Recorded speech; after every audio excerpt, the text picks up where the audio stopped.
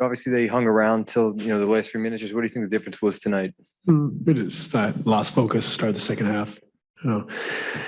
Gave up 60 in the first half, 66 in the second. I mean, just lost focus. And first half, some of it was just live ball turnovers. They ran down and laid it in, or else we could have been up 25 points at the half. But then we came out with the second half and thought it was a formality, and we were in a game. I know you have to look at this kind of a game to game in the micro, but from the macro perspective, just how good is it to finish the season the way you guys have and to finally have at least a little bit of clarity on where you are, where you're playing, who you're playing, that sort of thing? Yeah, it's great. The guys, they got it done. We got up to 7th. We were in 10th a week ago. So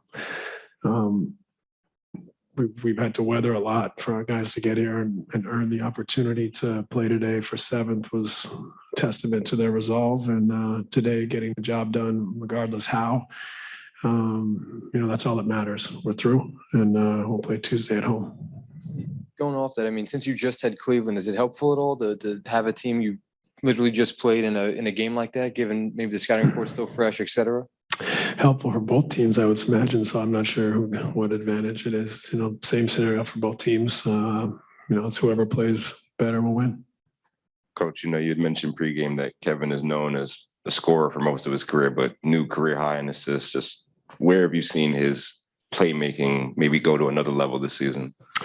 Well, I think he's been doubled a lot. I think the league has doubled more this year, out high than perhaps in previous years, it feels like. And we know he's a very capable playmaker and passer, and I think he's done a great job facilitating out of double teams. Steve, to follow up on Kevin, you played the game at the highest level. How rare is it for a player to shoot the way he did today and still have such an enormous impact on every other facet of the game? Well, the great players, can beat you in many ways. So Kevin can do it, obviously scoring at a historic level. He can do it with his playmaking, 16 assists. He can do it with his rebounding and defense. There's many ways that players can impact winning, and obviously Kevin does it in almost all categories at times. So that's a part, an ingredient of his greatness, is that he can impact the game in so many ways. It's not just scoring the ball. Just to clarify, we were asking about Ben before the game. Has he been able to do any running yet as he's doing his 1-on-0 work, cardio stuff? No, I wouldn't say he's done any conditioning, running. He's been doing some movement, but nothing full speed yet.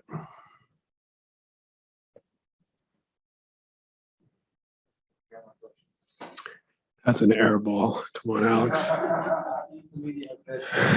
Fair enough.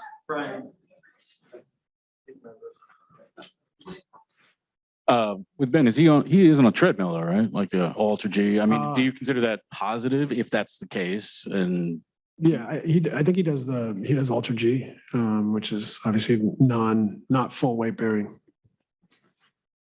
Would you think it's fair to hope that if he doesn't have any more setbacks and if the back continues to ease up, that you might be able to see him if you're fortunate enough to advance past the play, and might you see him in the first or even second round?